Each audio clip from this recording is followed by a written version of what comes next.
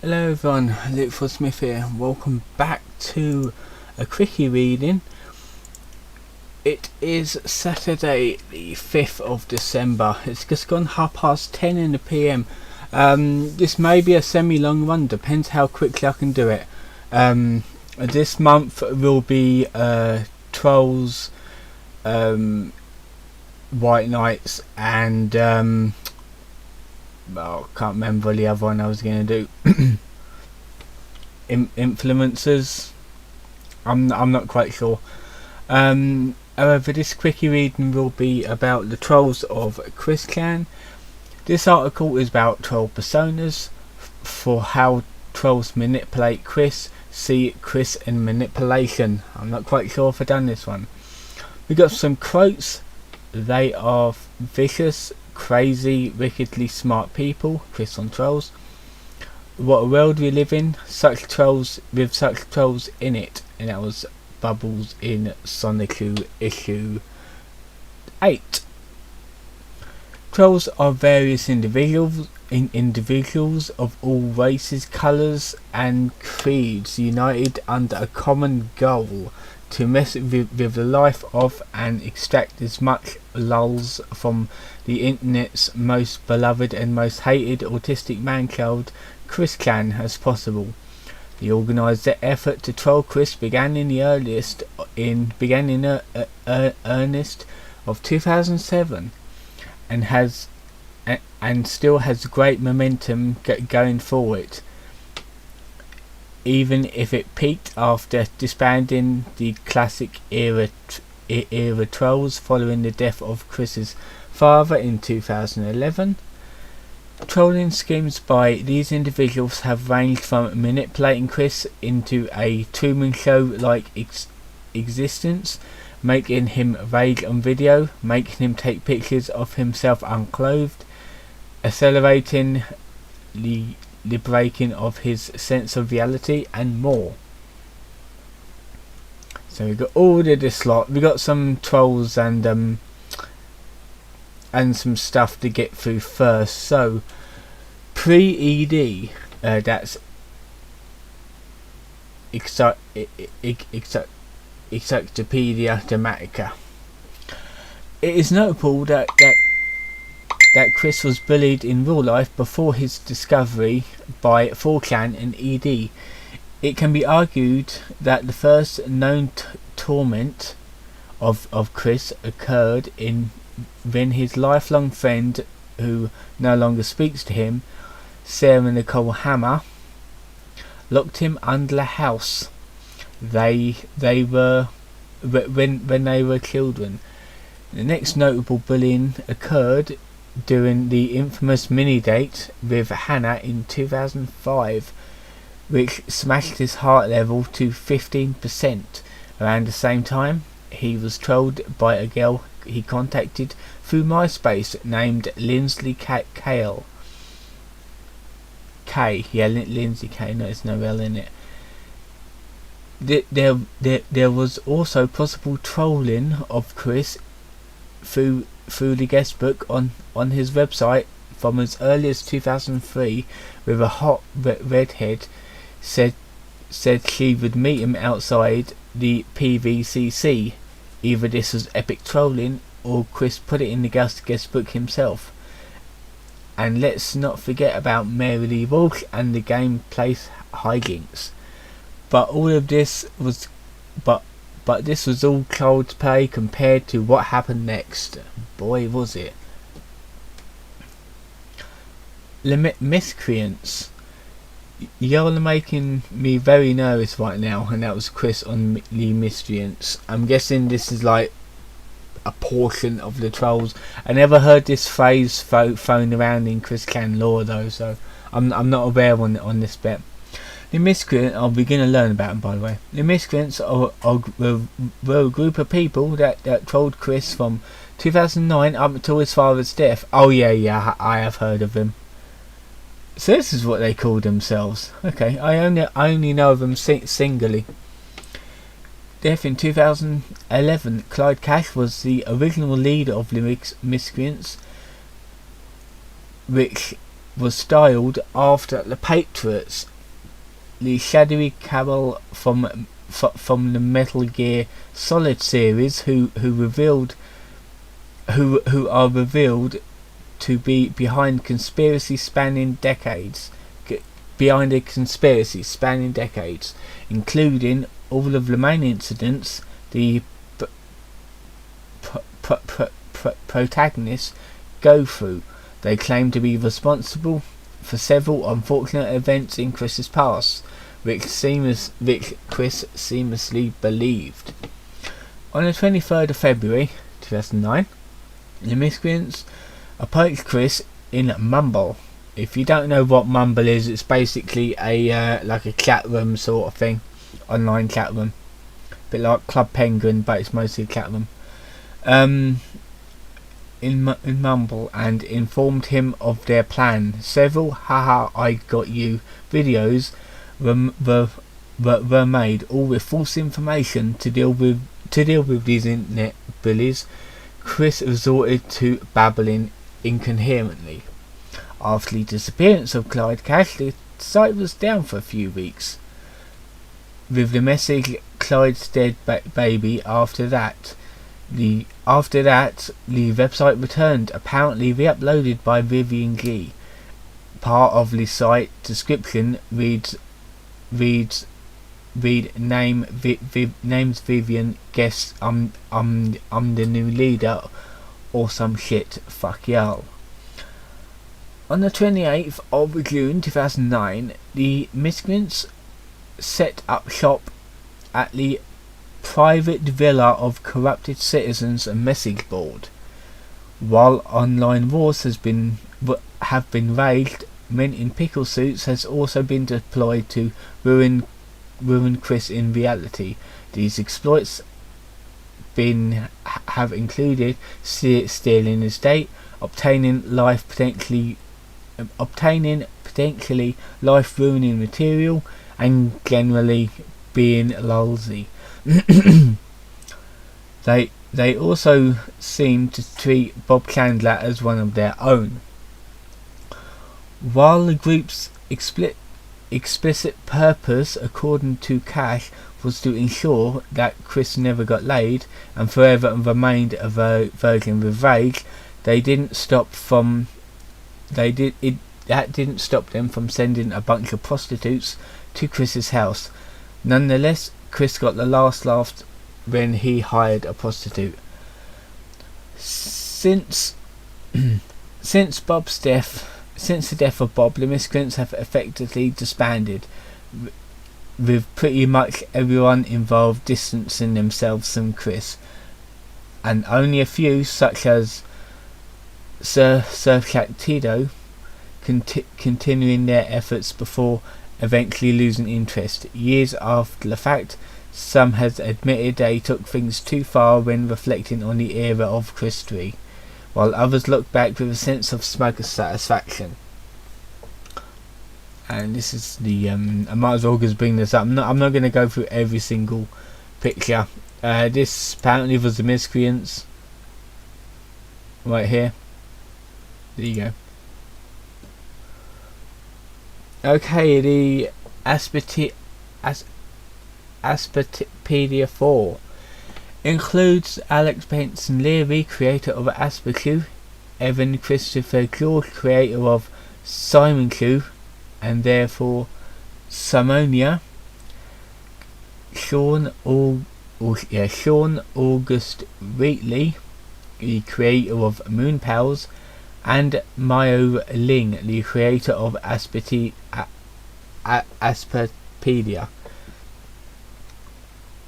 which brought them all together. Billy Mays. Okay, this is a troll. This is not the actual Billy Mays. It's like a troll someone made up. Billy Mays, the infamous loudmouth salesman with the same name, who types in all caps, was declared mayor of Quickville by Chris on the 3rd of March 2009.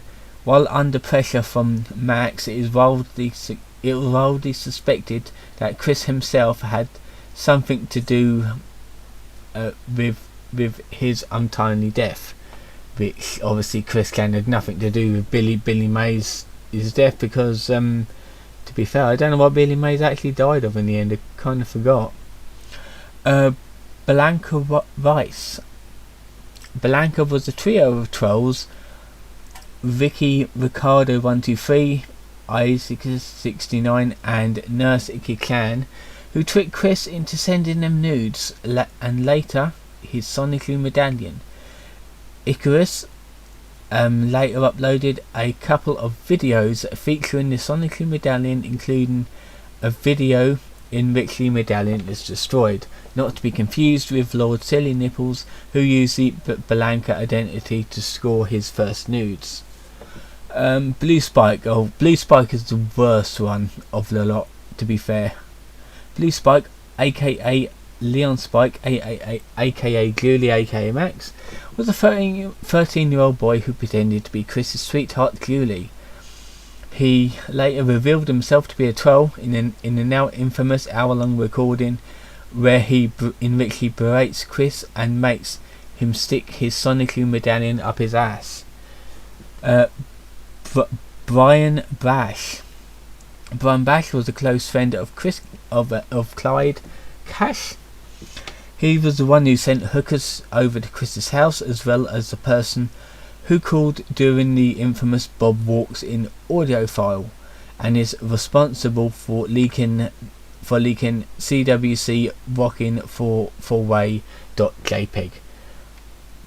Additionally, he leaked a father call and casein and liquid call to CWC on November 11th 2009, and he has also leaked conversations between Chris and Jack Thaddeus. Clyde Cash, this is like the ringleader.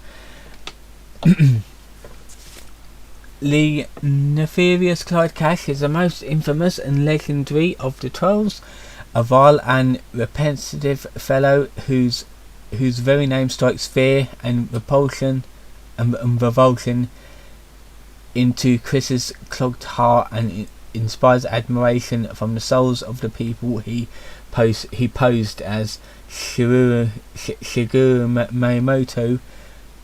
Oh, wait a minute, souls of the people. Okay, that's a new line.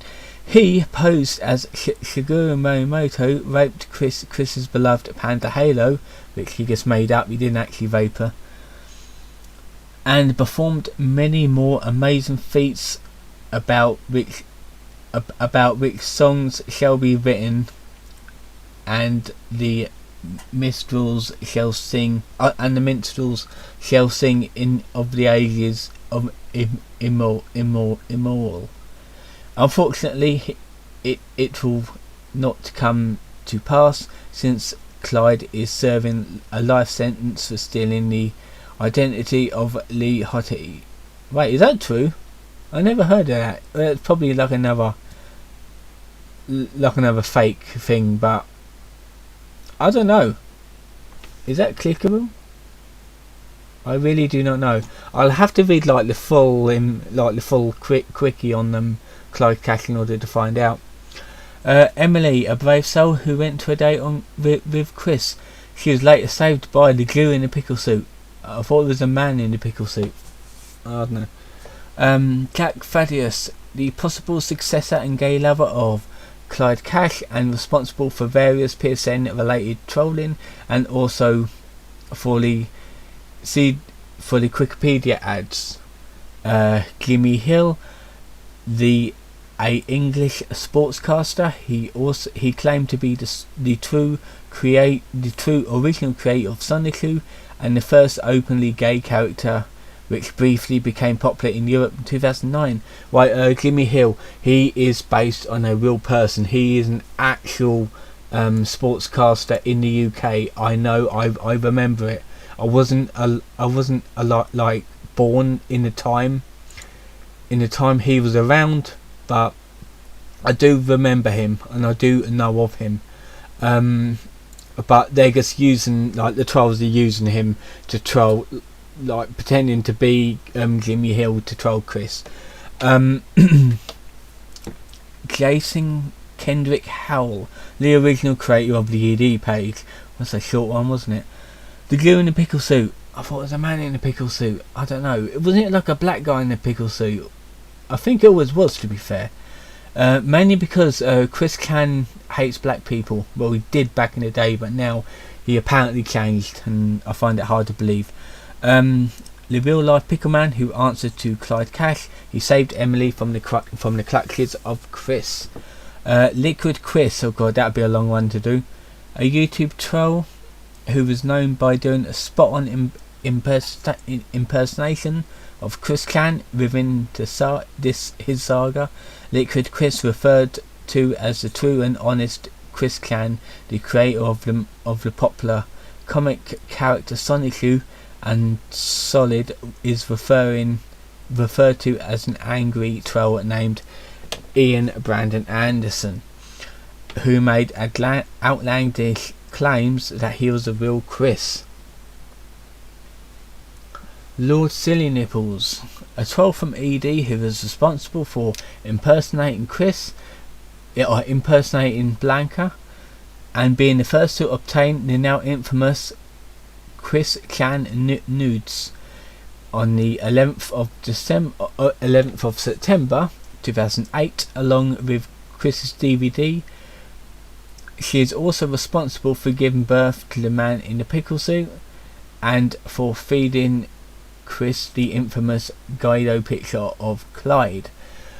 Robert Simmons of 5, I think, is that 5 or 4? I don't know.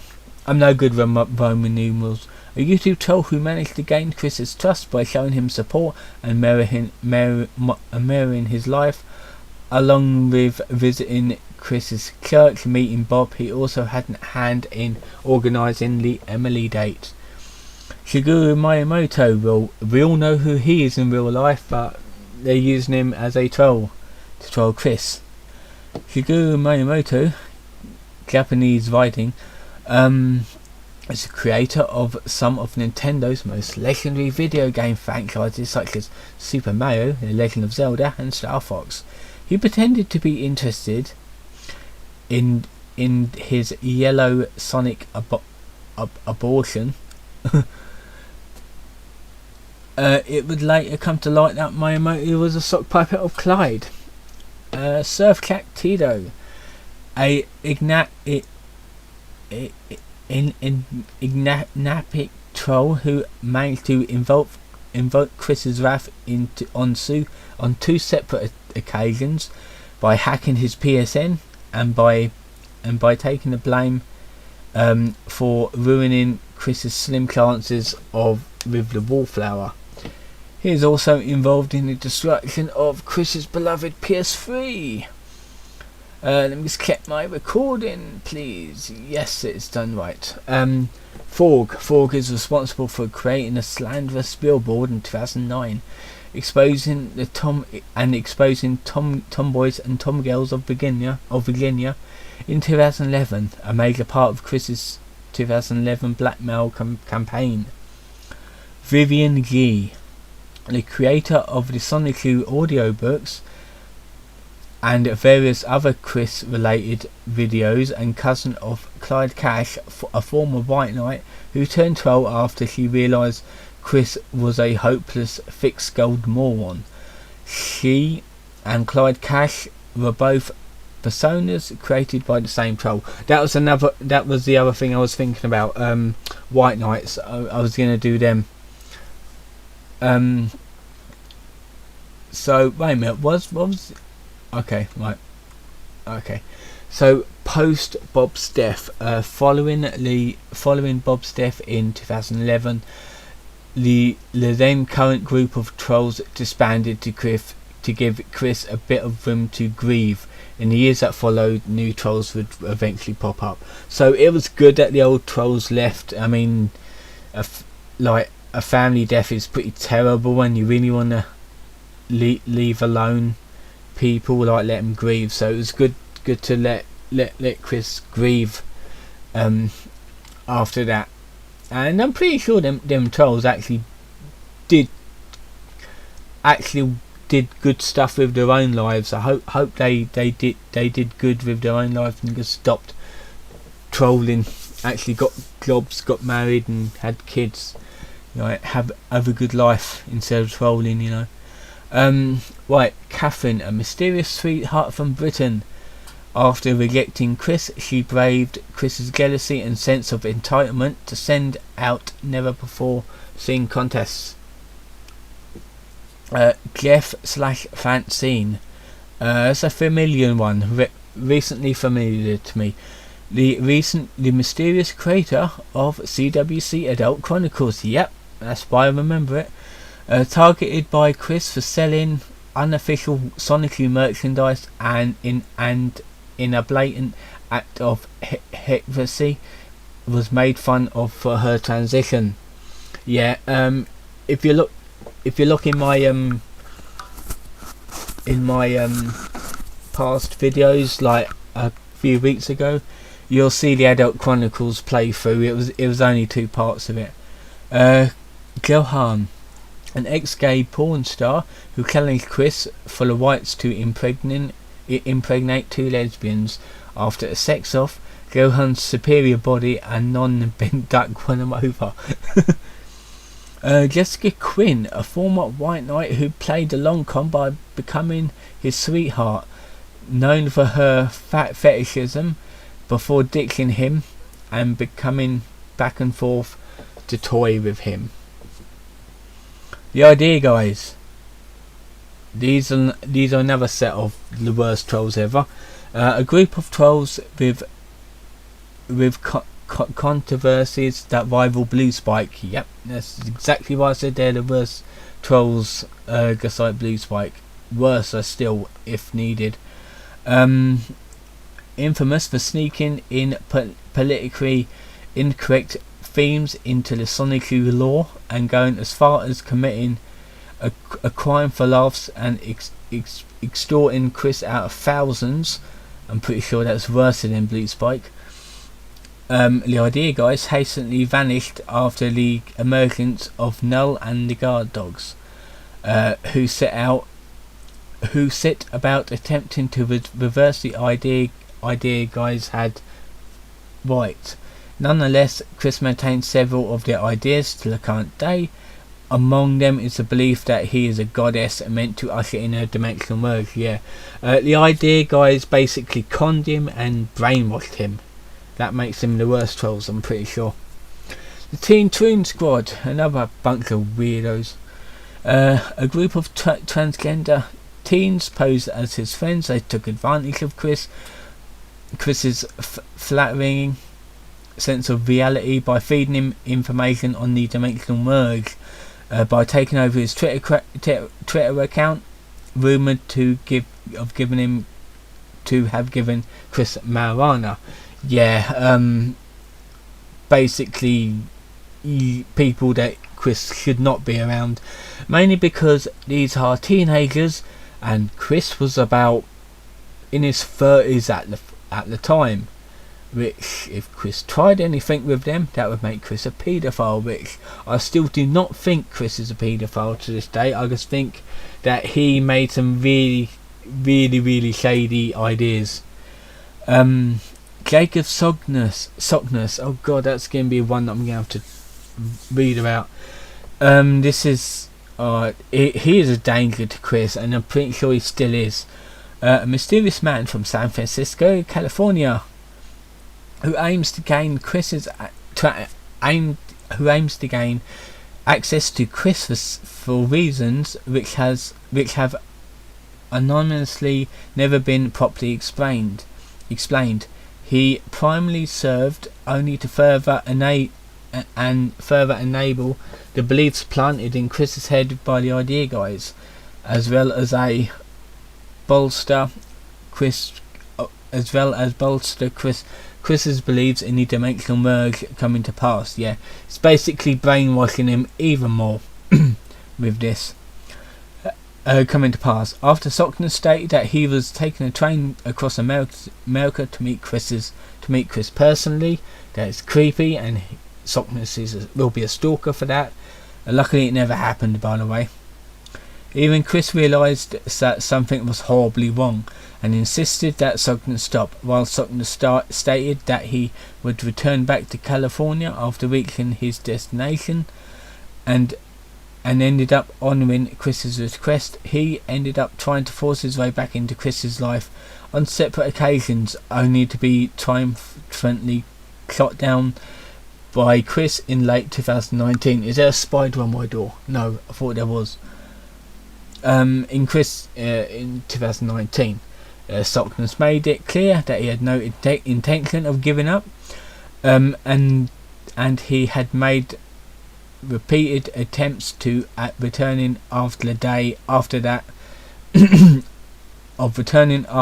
only to be castrated by Chris repeatedly in July 2020, and being blocked once and for all by the end of August, which is good on Chris, because Sockness is a creepy stalker. Ben Saint, never heard of this one before. A webcomic artist who expressed an interest in Chris 2 years prior. Ben entered into a squabble with Chris after getting him and Nightstar involved in his latest comic series, promoting his latest project, Endless War. The interaction would lead to a battle over the canonity of events of the comic, which two sides providing contemporary narratives. Sonicu and Rosaku. While there is no definite proof of these being trolls, they have been known to disperse advice for Chris from time to time, especially on the subject of relationships. Considering the results derived from said advice, one cannot help but wonder about their true motives. I think this was like a trolls posing as them two, because Sonic and Rosaku are obviously in the comic. Devil trolls, and I really hope that YouTube doesn't try to ban me from fake tits. Devil trolls. Aside from several noble figures above, the devil trolls are mysterious evil creatures that appear in Chris's Sonic comic series. Okay, this is why I never heard of them. These creatures are first mentioned in Sonic 9 and make their first full appearance in Sonic 10. Like many beings within Chris's comics, the devil trolls are inspired by his real life encounters. Devil trolls represent the various trolls that has given him so much stress over his lifetime. This is shown when Chris encounters a set of them attacking a room containing his stuff from one of his earlier websites. The devil trolls make their first mentioned appearance in some sort of grass prostrations taken away the fallen IBA Chandler after Sonic defeats them in Sonic 9.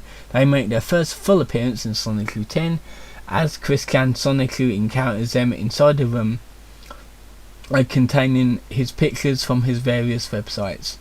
Seeing that Chris can't create anything without ripping off original designs, the devil trolls resemble them old troll toys minus their gems, with long tails and demon-like wings. They also sport sharp teeth. Let's see. Motivations. I should have brought some water up with me, to be fair. Motivations. Chris's perspective. Chris himself has a more simplistic view on what motivates his enemies. When a mailbag correspondent asks him to explain why he's trolled and why so many people seem to hate him, Chris has a ingenious response. They're here, I guess, jealous that they did not think of Sonic first, or that I am more artistically talented than they are. And that was Chris in mailbag number 5. This is constant with the advice given many children who are harassed in real life. The bullies are merely jealous of you and want to see you react unfavourably, when in reality bullies abuse others for many different motives, jealousy being one of them, and internet trolls typically do what they do for their own amusement, and not always out of some personal slight against their target. Since Chris never moved past high school mentally, he still believes he is hated because he is so much better than everyone else.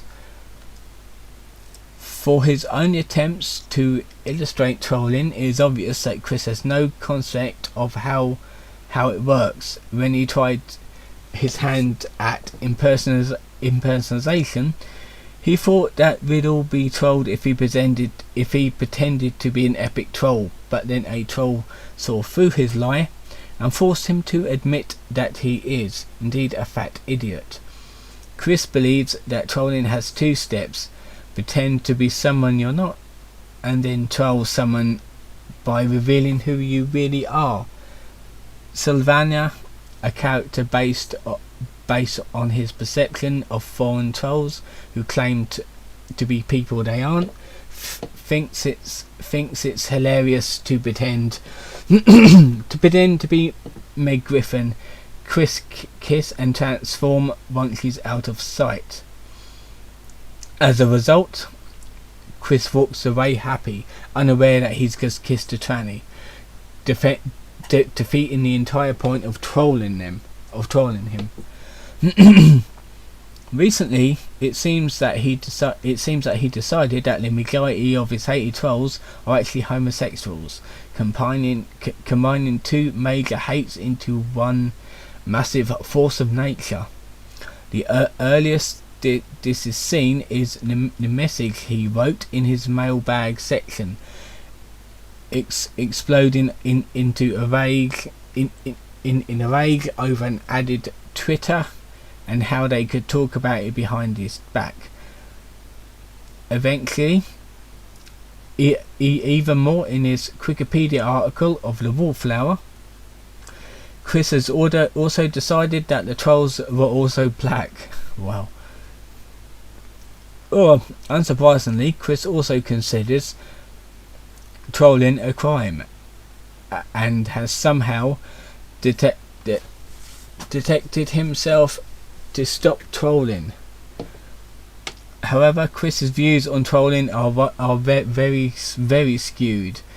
He believes that all trolling is equal to what he had done to him, and a recent video actually has him tell people how to act on the internet, mere moments after revealing his real name, address and phone number, which he should never do online. After the years passed, Chris' take on trolls has erupted into a massive flight of fancy, because he refused admittance to the gameplay. Has been refused admitted. Chris has now proclaimed that the entire store is a massive front for internet trolling, with Michael Snyder as the ringleader of it all. As well, he seems to have chosen the Quickie forums as a major gathering of the trolls. His parents' perspective. His parents' perspective.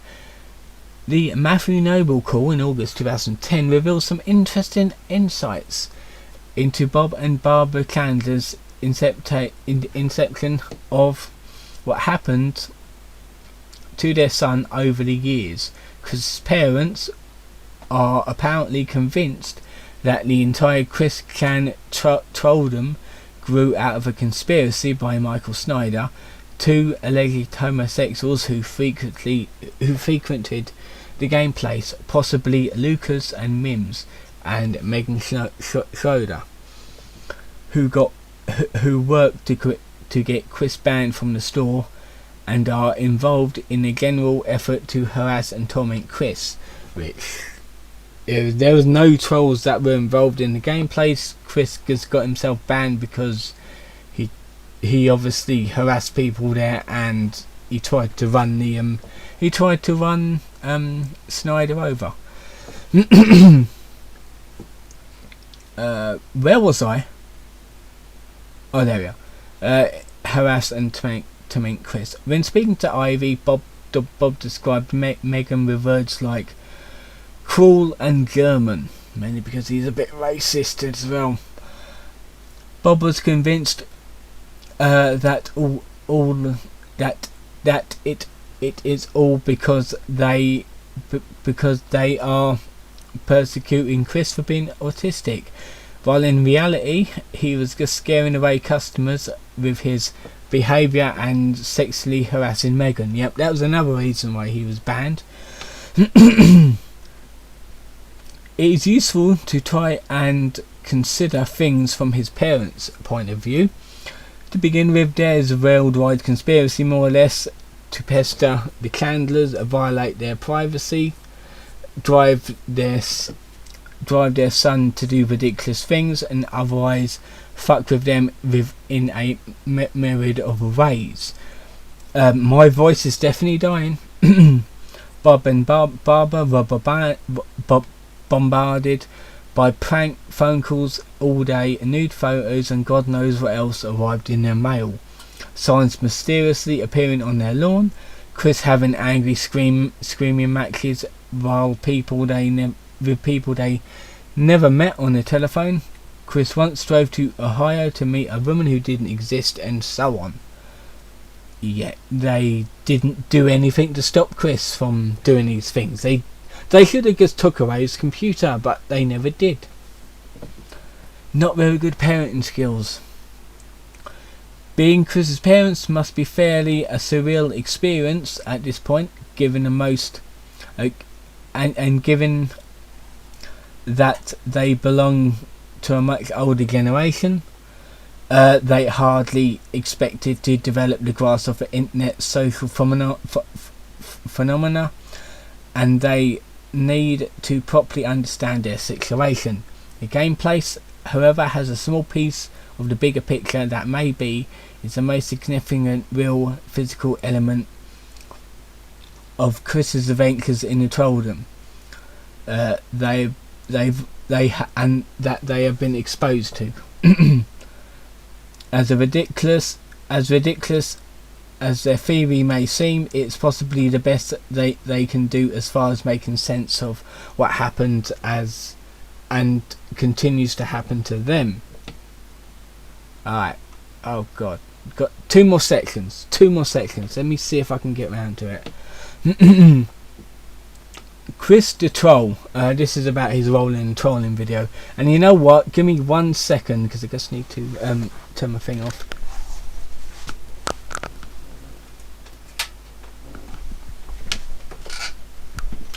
I just turned my heater off because it was getting so warm in here.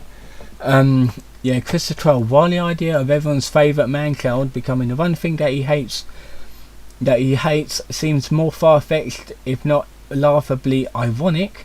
Ironic. It actually isn't too far off as one might think, because of his horrendous misconceptions of what he thinks trolls does. Chris believes that if given a new target, Chris's trolls would gladly stop attacking him and go for that new target. In the past, Chris tried to deflect his trolls towards people like Joshua Martinez, Michael Schneider, and Mims. However, Chris has been so entrenched with trolls and viewers that the idea of going after someone else doesn't seem feasible anymore. As well, Chris has even attempted to troll his own trolls. One of the first known attempts was the rolling and trolling video. Everyone knows that one. Claiming that he pulled off the most epic pranks on the internet, only to turn around the very next day and reveal that he was a liar. So that was pointless, wasn't it, Chris? Sonically number 10, as mentioned above, had the comic book self thinking that he had kissed Megan Griffin. Meg Griffin, not knowing she is actually Savannah, as well 28th of April 2012. He attempted to convince his trolls that he had decided to return to the mall and resume his love quest, armed with his attraction sign. Again, he revealed the next day it was all a lie and he had gotten banned from the mall just before he decided to pull it. Interestingly, Chris's perception of being a troll is less about trolling to get a rise out of someone and more about attempting to pull a prank. His return to the love quest was probably the biggest indicator of that. Chris let his trolls know through Facebook that he had waited all day before shouting surprise. As well, he also believed that if someone reads his message, he's going to assume that everyone has and they are going to descend on the mall like a bad flash mob just to find Chris. Too bad everyone, unlike Chris, has lives of their own. However, if there is one person that Chris himself has successfully trolled without a shadow of doubt, it's himself. Proof of this can be directly pointed to his bad habit of surrendering information about himself, no matter how embarrassing, demeaning or downright stupid giving out said tidbits of himself would be.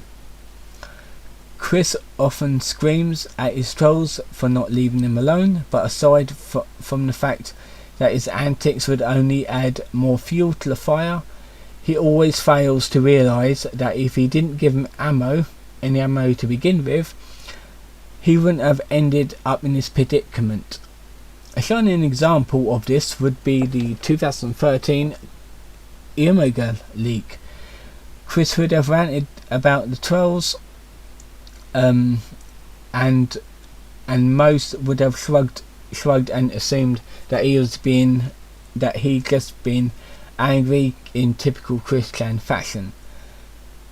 That is until Chris was revealed the reason why he got upset, inevitably revealing the Facebook post that he was keeping a secret, as well as some very unsavoury information that could get him arrested if taken seriously. It all goes to show you, nobody trolls Chris better than Chris. Chris is a type to not only shoot himself in the foot, but reload, fire again and repeat the cycle while blaming trolls. He never learns. He just never learns. Oh god, we got a big bit. Luckily it's the last bit. Yay. Today, main article, weaning. So we'll probably have a look about weans as well. Since the death of Chris's father, the loss of his home and plummet to the breadline, Chris has changed profoundly. He no longer is the naive, clown-shirted, indifferent egotist ED discovered in 2007. Instead, he is a jaded, chronically depressed, cross-dressing child trapped in an adult's body who is not as suspectful, capable of dealing with and arguably as deserving of trolling as he used to be. That's the thing, is he doesn't really get trolled as much anymore. I think he's left it all behind him and he's in a world of his own at the minute. Many people, many of those who continue to follow his activities are beginning to opine that he has suffered enough, and that active trolling, where it is successful, doesn't produce the results that he used to. Takes more effort due to his inflated paranoia, tends to lead to small groups of monopolizing Chris and hoarding the information that they gather.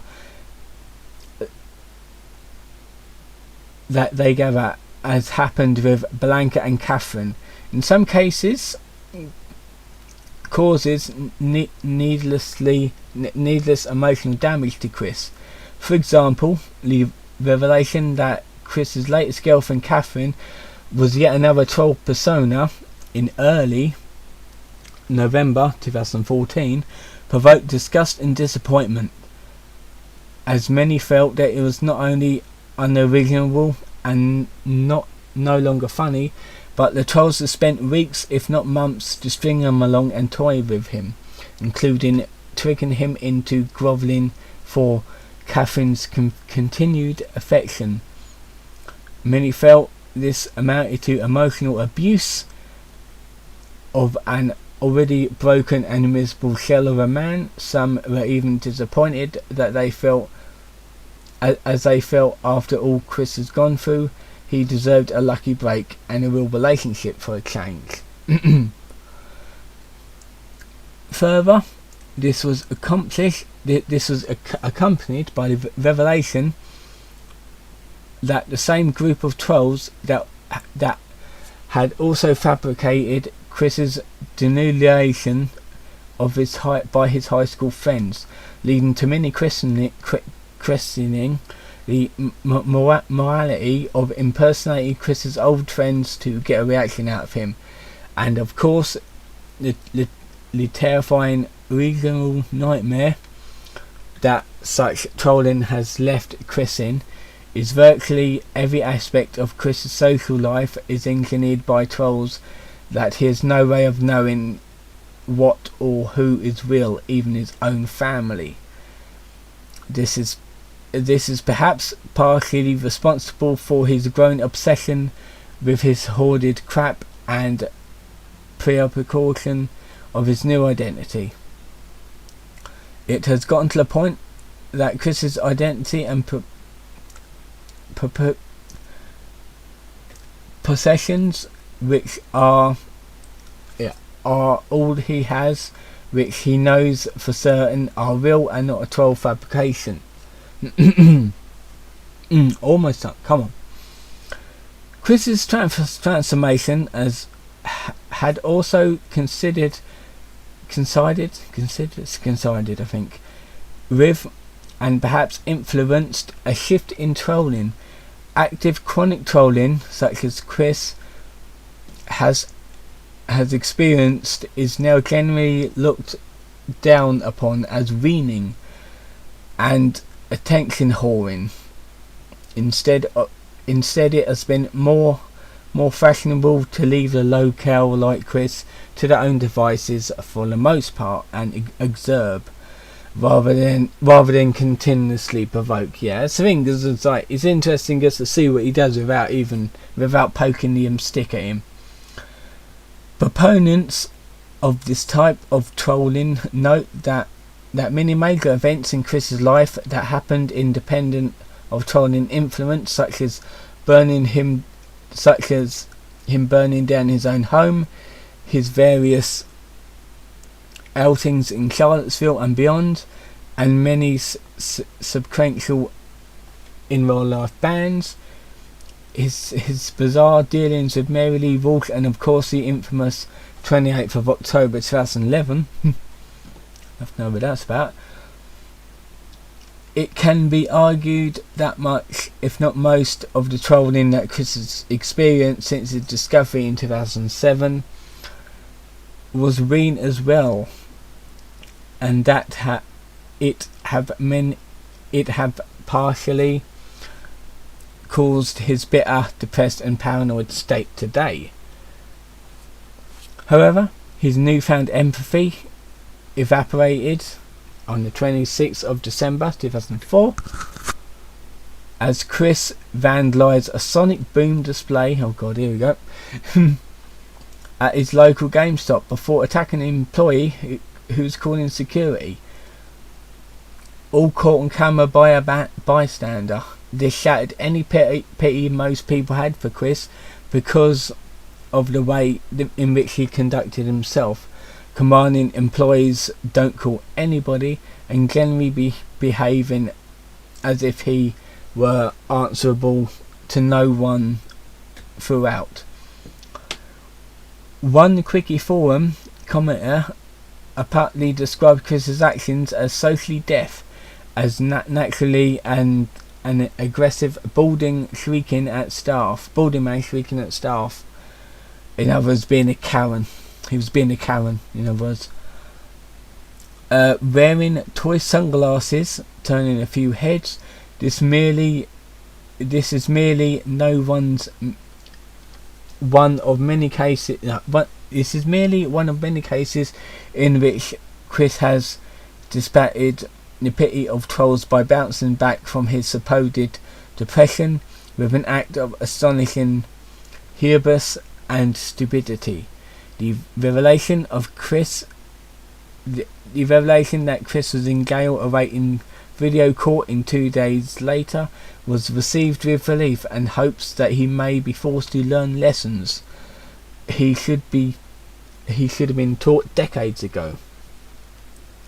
Furthermore, in the following months, Catherine's correspondence with Chris and her side of many stories were steadily leaked on the Quickie farms, resulting in her largely extorted of abuse of Chris. Mainly because it turned out that Chris himself was not exactly blameless, and the purpose of the Catty he had been trying to obtain Chris's growing madness and help him contain Chris's growing madness, rather than to make bizarre demands of him and manipulate him in the ways the previous sweethearts had. It was revealed that Catty had tried to tell Chris repeatedly that their outings together were not dates, and eventually she was not interested in dating him, as he began to make an attempt to control her in ways eerily resemblant of domestic abuse, namely trying to prevent her from seeing male friends and exploding with jealous rage when she did, insulting her, refusing to let her break up with him, making deranged claims of royal lineage in a bizarre attempt to command authority in her, and even claiming that he was entitled to a relationship. Yeah, you shouldn't abuse women like that, Chris. All of this has proven that Chris is not worth sympathising for, since he keeps getting worse. On the 27th of December 2014, a troll joined Chris's Fix Sonic's Arms Immediately Sega group and posted a link to the video the day before.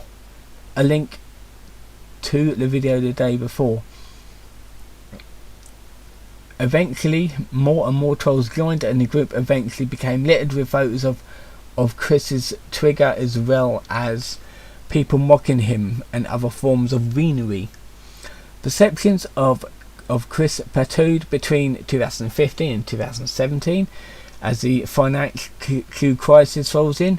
Constant begging videos and other attempts to raise funds saw an increasingly mixed perception of him. However, around this point, Renin started to reach an all-time high as Chris migrated to Twitter as his primary source of communication. Sympathy for Chris would reach another high point in 2018 when Null and another Quickie Farms members revealed the full details of the Idea Guy's antics. Not only were they inserting politically incorrect details into the Sonic canon, they were also extorting him by taking advantage of his belief in other dimensions, which are also enabled by him. However, with Chris decreasingly in touch with reality since then, i.e. the dimensional merge, this newfound sympathy stands to be tested. And that was it. I would go through the photos, but this has gone long enough. This is like 54 minutes. Jesus Christ. Right, my voice is almost dead, so I'm going to leave this here. Don't forget to like and subscribe, and I'll see you guys next time in another video.